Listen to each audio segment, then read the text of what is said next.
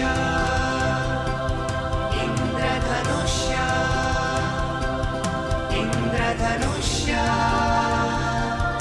इंद्रधनुष्य. नमस्कार श्रोते हो, इंद्रधनुष्याच्या आजच्या कार्यक्रमात मी रेडिओ सखी पौर्णिमा साठे आपलं मनापासून स्वागत करते. श्रोते हो, आज आम्ही स्टुडिओमध्ये आमंत्रित केलं आहे राजापूरचे दीपक खडपे यांना.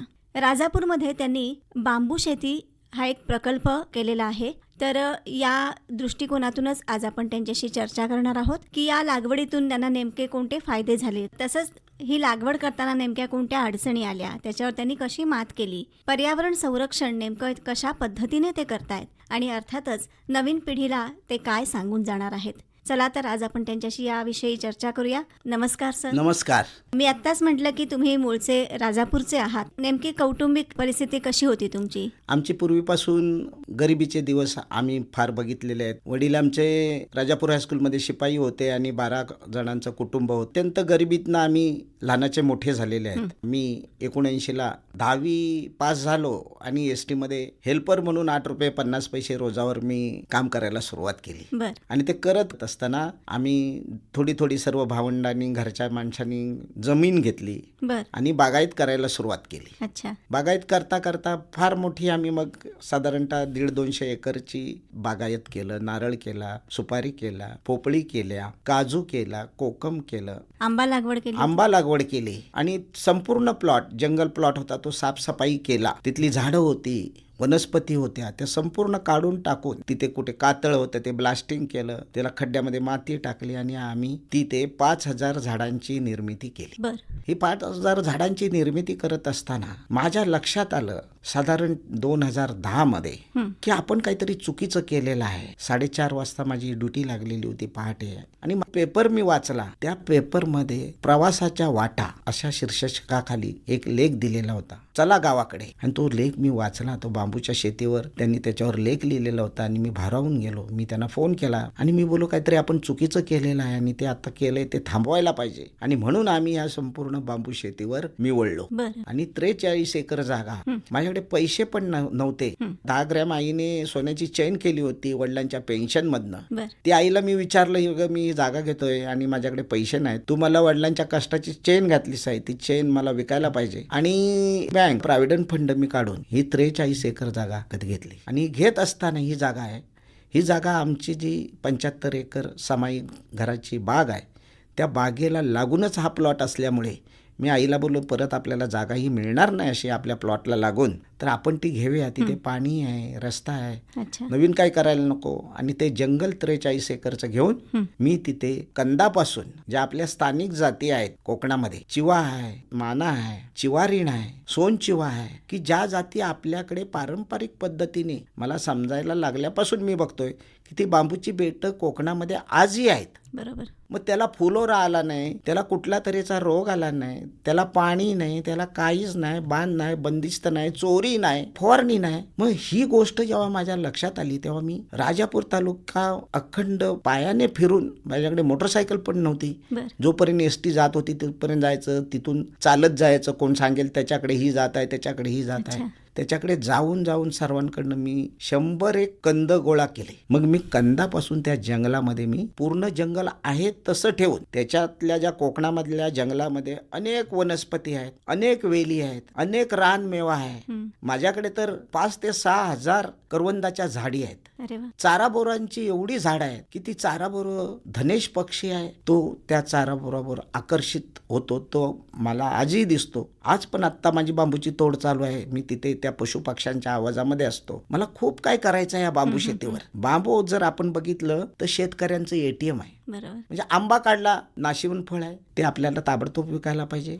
त्याचं पीक घेताना वातावरणामध्ये किती बदल होत झालेला आहे. आज खर्चाचं जर आपण बघितलं, मेहनत बघितली आंब्याची, तर त्याला खत, पाणी, फवारणीच्या औषधांचे झालेले खर्च, कोकणामध्ये लेबर मिळत नाहीत, मजुरांची खूप मोठी कमतरता आहे. मग हे सर्व बघता खर्च जर काढला तर आज कोकणातल्या बागायतदारांची व्यवस्था अत्यंत बिकट आहे. काय मिळालं तर ठीक आहे, नाही मिळालं तर बँकेची कर्ज होत आहेत. तेव्हा माझ्या असं कळकळीची विनंती आहे, आज अजूनही वेळ गेलेली नाही. मी माझ्या असणाऱ्या मित्रपरिवाराला, बागायतदारांना, सर्वांना सांगतो, अरे बाबा तुझ्या गाडग्याला 10-12 बेट तरी लाव, काठी लाव जेव्हा काठी तुझे पैसे होतील. बरोबर. तुझी जागा मोकळी असेल तिकडे लाव, पण कंदापासून तुम्ही लागवड करा. रोपापासून लागवड करू नका. रोपापासून लागवड केली तर त्या काठीला मार्केट पूर्ण नाही. कंदापासून तुम्ही म्हणताय लागवड करा, तर कंदापासून जे बांबू निर्मिती होते त्याची काय नेमकी वैशिष्ट्ये आहेत? कंदापासून लागवड करायची म्हणजे फार मोठं काय, त्याला कुठे बाहेरून ते कंद मागवायला पाहिजेत अशातलं काय नाही. आपल्या आजूबाजूला खेड्यामध्ये आणि शहरामध्ये पण अजून काही ठिकाणी आपल्या बांबूच्या जाती आहेत, बांबूची बेट आहेत. त्या ज्या बेट आहेत ना, कोकणामध्ये एवढी समृद्धता आहे निसर्गामध्ये, ती जगामध्ये कुठेच नाही असं माझ्या अभ्यासांती मला समजलेलं आहे. म्हणजे कोकणामध्ये माना जातीची काठीची जात आहे बांबूची, त्याच्यावर आता कृषी विद्यापीठाने अगरबत्तीच्या काडीसाठी संशोधन झालेलं आहे आणि फार मोठी करोडची त्याच्यावर बाजारपेठ आहे. तर ती जर समजा काठी लावली तर त्याचं फार मोठं मार्केट आहे. त्या बेटामध्ये गेल्या वर्षी जी काठी फुटली असेल कंदाला, तो कंद पावसाच्या सुरुवातीला खणायचा आणि तो काढायचा आणि तो 2x2चा खड्डा त्याला खणायचा. त्याच्याकडे तुमच्याकडे असलं तर शेणखत घाला आणि पालापाचोळा आजूबाजूचा घालून तो कंद क्रॉस लावायचा, सरळ लावायचा नाही एका रेषेत. ती काठी तुम्ही कंद खणल्यानंतर 7 ते 8 फुटावर तो तोडायचा. ती काठी वरची बाजूला करायची आणि ती काठी क्रॉस झाडाला धरून जर तुम्ही लावलात, एखाद्या सपोर्ट धरून, तर मी तर लावली ते पूर्ण जंगल आहे त्याच्यामुळे माझ्याकडे काही प्रॉब्लेम आला नाही. मी काहीच तोडलं नाही. मी करवंदाची वेल नाही तोडली. मी साधी खाच कुलतीच्या वेली असतात ना, त्या पण तोडल्या नाहीत. अच्छा. मी त्याला पण धरून मी बांबू लावलेला आहे आणि आज माझ्याकडे बांबू तर एवढा खूप झालेला आहे. अशा पद्धतीने लागवड करून जेव्हा आपण बांबू लावतो, तर आता तुम्ही म्हणालात तसं की नेमकं वैशिष्ट्य काय सांगाल त्या बांबूचं? ते जे बांबू जो आपण कंदापासून जी लागवड केलेली आहे त्याची वैशिष्ट्य असं आहे की त्यापासून झालेली काठीला ती तुम्हाला हस्तकलेसाठी जाते. आज मार्केटमध्ये सुपर, रवळ्या असतील, पर्स असतील, राख्या असतील, अनेक वस्तूंसाठी आज बांबूची काठी जाते. ही जाडीला जास्त होते, ती 30-35 फूट सरळ त्या झाडातून वर जाते आणि बांबू हा असा आहे की तो दुसऱ्या झाडाशी स्पर्धा करतो. त्याचं काय वैशिष्ट्य आहे निसर्गामध्ये मला माहित नाही. किती जरी उंच झाड असलं तरी त्या झाडाच्या तो उंच गेलेला, मी माझ्याही ते मी बघितलेलं आहे. माझ्याकडे उंच झाड आहेत, काय काय ऐन, किंजळ, हसानी, शिवर, अशा उंच झाड आहेत. पण त्या उंच झाडातून तो त्यांच्यापेक्षा उंच गेलेला आहे आणि तो उंच झाल्याचा फायदा असा आहे की आज मार्केटमध्ये साधारणतः 20 फूट, 22 फूट, 18 फूट, 12 फूट अशा लांबीच्या काठ्यांचा दर चालतो. तर त्याप्रमाणे आहे ना, त्याचे पैसे, एका काठीचे पैसे साधारणतः तुम्ही उभी काठी म्हणाला द्यायची म्हटली व्यापाराला तर ती 60 ते 70 रुपयाला जाते आणि तोडून द्यायची झाली काठी तर ती 95-100 रुपयाप्रमाणे जाते. असं जर आपण विचार केला तर कंदापासून लागवड करण्याचा जो फायदा आहे तो इथे आहे की त्या काठीला मार्केट आहे. ती काठी फार उंच जाते. उंच गेल्यामुळे त्याचे पैसे होतात. त्याला खत नाही, त्याला फवारणी नाही, त्याला पाणी नाही, त्याला बाण बंदिस्त नाही, त्याला काहीही नाही केलेलं आहे मी. आणि मी हा प्रायोगिक तत्वावर ह्या 75 एकर बागेला लागून मी हा प्लॉट 43 एकरचा केलाय. बांबू ही 0 बजेट शेती आहे. तेव्हा शेतकऱ्यांनी रोपापासून लागवड जर तुम्ही केलात तर ती काठी उंच जात नाही, ती काठी जाडीला होत नाही आणि ती मार्केटमध्ये कुठेही त्याला व्यापारी येत नाही तुमच्याकडे. अच्छा. ती काठी फुगत नाही. त्यामुळे आज स्थानिक जातीची जर काठी असेल तर त्या काठीला खूप मार्केट आहे आणि मार्केट शेतकऱ्यांच्या हातामध्ये आहे. आज आंबा जर बघितला आपण तर तो आंबा काढायला लागतो, पेटीमध्ये भरा, ते गवत भरा, ती पेटी तयार करा, ती ट्रान्सपोर्टला टाका आणि त्याच्यानंतर तो गेली मार्केटला की किंमत ठरवणार त्याची. पण बांबूचं तसं नाही आहे. बांबूचं मार्केट तुमच्या हातामध्ये आहे. तुम्हाला समोर व्यापारी आला आणि तो बोलला ही मला 5 रुपयाला काठी दे, एक उदाहरण देतो, तुम्ही म्हणालात नाही मी नाही देणार, मला 20 रुपये आले तरच देईन, तर तिथे तुम्ही मेन असता. शेतकरी भाव ठरवतो. बरोबर. प्रत्यक्ष विक्री होते. म्हणजे स्वतः शेतकरी मार्केट ठरवतो काठीचं काय द्यायचं आहे ते. सर, मला असं सांगा की एकदा कंदापासून जेव्हा आपण लागवड करतो तर साधारण किती कालावधी लागतो पूर्ण बांबू तयार व्हायला? कंदापासून लागवड केली ना तर साधारणतः तुम्हाला 4 वर्ष जातात तोडायला. त्याचं कारण असं आहे, बांबू हा कंदापासून निर्मिती आहे. आलं जसं एकमेकाला फुटत जाऊन ते मोठं होतं, त्या पद्धतीचं ते आहे. तर तुमच्या बेटामध्ये काठी 4 वर्षानंतर पहिल्या वर्षी 1 फुटेल त्या कंदाला काठी, दुसऱ्या वर्षी 2 फुटतील, तिसऱ्या वर्षी 4 फुटतील, चौथ्या वर्षी 5-6 फुटतील. म्हणजे तुमच्याकडे खाली जमिनीमध्ये आहे ना कंद तयार व्हायला पाहिजेत. जेवढे तुमचे कंद तुम्ही उत्पन्नाची बाब जर लवकर घ्यायची म्हटली तर 4 वर्षामध्ये तुम्हाला त्या बेटामध्ये एक काठी तोडायला पाहिजे, असं माझं मत आहे. आणि मी अभ्यासाअंती ते केलंय. मी घाई एवढ्यासाठी केली नाही तोडण्याची, की माझ्याकडे पहिल्यांदा काठी तयार होऊन दे, बेड तयार होऊन दे. बरोबर. ते भरपूर कंद जर तयार झाले तर भरपूर काट्या मिळतील. तर साधारणतः लावल्यानंतर 4 वर्षानंतर तुम्हाला उत्पन्न चालू होईल. आपण अनेकदा बघतो की या दिवसांमध्ये वणवे लागण्याचे प्रमाण बागांमध्ये पुष्कळ असतात. मग अशा ठिकाणी जर अशी घटना घडली तर त्याचा परिणाम नेमका बांबूच्या बेटावरती काय होतो? मॅडम, मी या सर्व प्रसंगातनं गेलेला माणूस आहे. माझं जिथे आता ही बांबूची शेती आहे तेथे ट्रान्सफॉर्मर आहे. जंगलामध्ये असल्यामुळे तिकडे वारा वगैरे जोरात आहे. तर माझ्याकडे साधारणतः डिसेंबरच्या दरम्यान 2022 साली स्पार्किंग झालं आणि ते गवत पेटलं आणि वणवा गेला. फार मोठा गेला आणि त्याच्या बाजूला बाग असल्यामुळे एवढा जोरात गेला की माझं संपूर्ण अर्ध त्याच्यातलं बेटामध्ये वणवा गेला आणि बेट ती जळली. मला माहिती होतं, मी अभ्यास केला होता, माझं वाचन होतं की वणवा जर गेला तरी बांबूवर कोणत्याही तऱ्हेचा परिणाम होत नाही, तो मरत नाही. त्या पावसामध्ये जेव्हा पाऊस परत पडला तेव्हा तिथलं एकही काठी माझी जळलेली नव्हती. बर. असं माझ्या इथे घडलेलं आहे. निसर्गाचा कुठलाही परिणाम बांबू शेतीवर किंवा बांबूच्या बेटावर, बांबूच्या काठीवर होत नाही. बांबूवर कुठलाही रोग येत नाही. बांबूला काहीच नाही. बांबूला फवारणी नाही, खत नाही, पाणी नाही, काही नाही, काही नाही. बांबू एक निसर्गामध्ये आहे ना, निसर्गाने दिलेलं आपल्याला वरदान आहे. बरोबर आहे. आणि म्हणूनच आपण बघतो की पूर्वीच्या अनेक पिढ्यांमध्ये सुद्धा आपण बघतो की घराच्या परसामध्ये आपण म्हणतो की एक कोपरा असा असतो की तिथे बांबूचं छोटं का होईना पण बेट हे असतंच. ह्या एकाच गोष्टीवर मी खूप अभ्यास केला. माझ्या लक्षात असं आलं की कोकणामध्ये कशाला आमच्याच घराच्या आमच्या बाजूला बांबूचं 2 मोठी बेट होती. मी नेहमी विचार करायचो की बांबूची बेट कशाला ठेवली असतील. आम्ही लहान होतो, आम्हाला काय त्यातलं माहिती नव्हतं. तर ह्या इथे घराच्या शेजारी बांबूचं बेट कशाला लावलं याच्यावर मी अभ्यास केला असता माझ्या लक्षात असं आलं की तो शुभ कार्यापासून अशुभ कार्यापर्यंत चालतो. म्हणजे बांबू हा गुढीपाडव्याला पण चालतो, तो मांडवाला पण चालतो, तो शेतीच्या अवजाराला पण चालतो. आता जाऊ दे, आता ट्रॅक्टरला काय, पण जी जुनी आपण जे शेतकरी बघितलेत किंवा जुनी आपण शेती बघितली तिथे तो बांबू सर्व गोष्टीला चालतो. आणि अशुभ कार्य म्हटलं तर आपली तिरडी बांधायची असेल मेल्यानंतर तर त्याला पण तो चालतो. मग अशुभ कार्यापासून शुभ कार्यापर्यंत जर बांबू लागतो तो आपल्या घरा शेजारी असायला पाहिजे. आणि दुसरं महत्वाचं असं आहे, तो पर्यावरण पूरक आहे. आज आपण म्हणतो की सूर्याची किरण प्रखर झाली, ओझोनचा वायूचा थर कमी झालाय, 65% तो ओझोन सोडतो, 35% ऑक्सिजन करतो.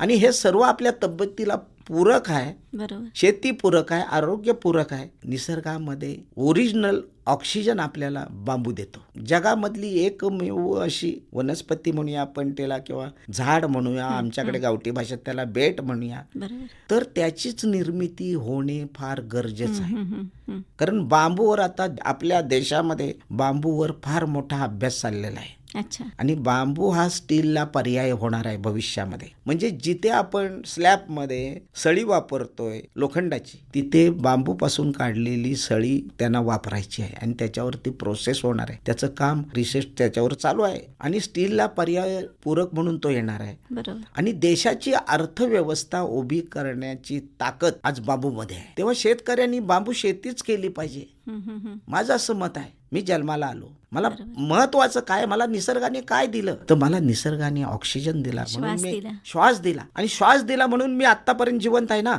तर माणूस जन्माला आल्यापासून तर मृत्यू होईपर्यंत किती हजार रुपयाचा ऑक्सिजन घेतो निसर्गामधला. त्याला तो काय देणार, त्याला पैसे देतो काय तो निसर्गाला. मग प्रत्येक मानवाने विचार करायला पाहिजे. त्या पृथ्वीचं संरक्षण, त्या निसर्गाचं संरक्षण करणे प्रत्येक मानवाची जबाबदारी आहे. अगदी बरोबर. तुम्ही निसर्गाचं जतन करा. अगदी बरोबर आहे. आणि तुम्ही बांबू शेतीवर या. कारण निसर्ग टिकला तरच माणूस आपण टिकलो. गांधीजी जसं म्हणत होते, तुम्ही खेड्याकडे या. आपणच आपल्या जमिनी ज्या होत्या वाडवडिलांनी कमवून ठेवलेल्या त्या आपण आज विकल्या आणि आपण विकून त्यांना दिलेल्या आहेत. ते आता तिथे डेव्हलपिंग करतायत, रिसॉर्ट करतायत, हॉटेल बांधतायत. आणि आपण म्हणतो तो माणूस आला आणि त्याने आपल्याकडे जमिनी आमच्या घेऊन आता पैसे कमवतो, हे कर. अरे पण तू कशाला विकल्यास जमिनी तुझ्या? तू आज 4-10 बेट लावला असतास, तुला खर्च नव्हता, तुझी अर्थव्यवस्था झाली असती. खरंच आहे. निसर्गाचं संवर्धन करू शकला असतास, हे फार मोठं. तुला शुद्ध हवा मिळाली असते की जे वाडवडिलांनी केलं. आपण म्हणतो ते निरोगी होते, आज आपण बघतोय ती वेगळी पद्धत आहे. बरोबर. अजून एक असा प्रश्न विचारावासा वाटतोय की आज आपण बघतोय अनेक ठिकाणी सगळीकडे अशी चर्चा असते की कामासाठी मजूर मिळत नाहीत. तर तुमचा या बाबतीतचा काय अनुभव आहे? मॅडम, जे आज आम्ही जे हताश झालोय ना बागायती बाबतीत, हा कोकणचा पूर्ण झोन, म्हणजे तो बागायती झोन जिकडे तिकडे आहे तिथे फार मोठा लेबरचा प्रॉब्लेम झालेला आहे. आज बागायतीचा विषय असा आहे की तो पूर्ण 8 ते 10 महिने त्याला पूर्ण मेहनत लागते. त्याला फवारणी असेल, त्याला खत पाणी असेल. एकदा आंबा काढून झाला की त्याच्यानंतर तो पालापाचोळा करायचा, त्या चऱ्या मारायच्या, खतं घालायची, हे चालू राहतं. बरं, तसं म्हटलं तर बागायतीच्या दृष्टीने वर्षभर काम चालू असतं. वर्षभर काम चालू राहतं. बांबूच्या बाबतीत जर आपण विचार केला तर एकदा तुम्ही काठी लावलात की त्याला 3-4 वर्ष काय करायचंच नाही तुम्ही.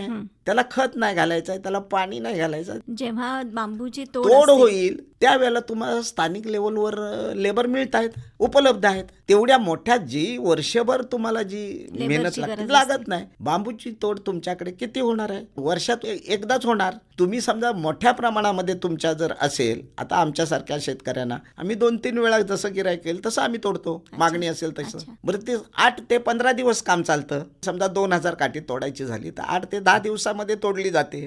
आणि आंब्याचं वर्षाच्या 12 महिने मजूर लागतो आणि लेबर खर्च भरपूर होतो तिथे. इथे तेवढा लेबर खर्च होत नाही. हे सगळं करत असताना कुटुंबाची साथ पण फार महत्वाची असते. तर काय सांगाल त्याबद्दल? मॅडम, आमचं सर्व कुटुंब एकत्रित कुटुंब. आजही आम्ही 43 माणसं एका छताखाली राहतो. बर. आणि एका चुलीवरचं जेवण जेवतो. अरे वा. आमच्या कुटुंबामध्ये कोण डॉक्टर आहे, कोण वकील आहे, कोण शिक्षक पेशामध्ये मुख्याध्यापक आहे, माझी मिसेस मुख्याध्यापक आहे. अच्छा. अशी कुटुंबातली सर्व माणसं आहेत. पण त्याचबरोबर आमच्या घरातली मुलं, आमच्या मुली, आमचं कुटुंब पूर्ण सर्वजण माझ्या पाठीशी ठामपणे उभा आहे. ज्या ज्या वेळेला आम्ही निर्णय घेतो त्या वेळेला कुटुंब नाक मुरडत नाही. आणि पहिल्यांदा नकारात्मक विचार आमच्या कुटुंबामध्ये बिलकुल नाही. होकारच, होईलच, चांगलंच होईल अशीच विचारसरणी ठेवून आजपर्यंत आम्ही आमच्या जीवनात सफल होण्याचा जो मार्ग आहे तो हा आहे की आम्ही नकारात्मक विचार करत, आम्ही सदा सकारात्मक विचार करतो. आणि आम्ही जंगलामध्ये राहतो. जंगलामध्ये राहणारा हिरवळ बघतो, तारे बघतो, पशुपक्ष्यांचे आवाज बघतो, रान कोंबड्या बघतोय, मोरांचे आवाज बघतो. हे आपल्याला शहरामध्ये बघायला कुठे मिळत नाही. आणि आम्ही जंगलात राहतो तो आम्ही सदा आनंदात राहतो. आणि बांबूमध्ये जर आम्ही राहतो तर आम्ही उत्तम तऱ्हेचं आयुष्य जगतो. मी एसटीची केली 38 वर्ष. तर त्या एसटीने मी लागलो 1979ला, तेव्हा 8 रुपये 50 पैसे मला रोज होता. आणि मी ते करत आणि सहाय्यक वर्कशॉप सुपरिटेंडेंट म्हणून मी सेवानिवृत्त झालो. अच्छा. तर माझं असं ठामपणे मत आहे की प्रत्येकाची जी नोकरी असते ती सरकारी असू दे, निम सरकारी असू देत, प्रायव्हेट असू देत, काही असू देत, त्या नोकरीशी जर माणूस प्रामाणिक राहून आपली उच्चस्तरीय अशी प्रगती करू शकतो, याचं उदाहरण मी आहे. आईने जन्म दिला आणि माझं सांगोपन एस टीने केलं. आज एस टी म्हणजे 3री पिढी आज आमची काम करते. बर. माझ्या मुलाने मरीनचं इंजिनिअरिंग केलं, पासपोर्ट काढला, सर्व झालं. तो जायची त्याची कंपनी फर्म झाली. आणि मी त्याला बोलू, बाबा तू जाऊ नकोस. तर तो मला म्हणाला, असं काय करताय, मला तू शिक्षण आहे आणि तुम्ही जाऊ नको म्हणतोस आणि इकडेच राहा म्हणताय, माझं होणार कसं? तू समुद्रामध्ये राहणार, तू जाऊ नकोस. आणि त्याला मी पाठवलं नाही म्हणून ही जागा मी 43 एकर त्याच्या नावावर घेऊन ही बांबू शेती करून त्याला ठेवलेली आहे. आणि त्याला परत एस टीमध्ये नोकरीला लावलं. त्याला तो इंजिनियर असताना त्याला ITI करायला लावला, तो एस टीमध्ये हेल्पर म्हणून भरती लावला आणि तो भरती झाला एस टीमध्ये. जसं गांधीजी म्हणत होते, चला गावाकडे, चला खेड्याकडे. त्याचं कारणच हे आहे की तुमच्या ज्या जमिनी असतील, तुम्ही शहरात गेलात तर घरी बघणार कोण? आमची आई असं नेहमी म्हणायची की ज्याने घराचा हुमरा ओलांडला तो परत येईल अशी गॅरंटी नाही. त्याचं काय होईल असं नाही, पण ही जागा जमीन बघेल कोण?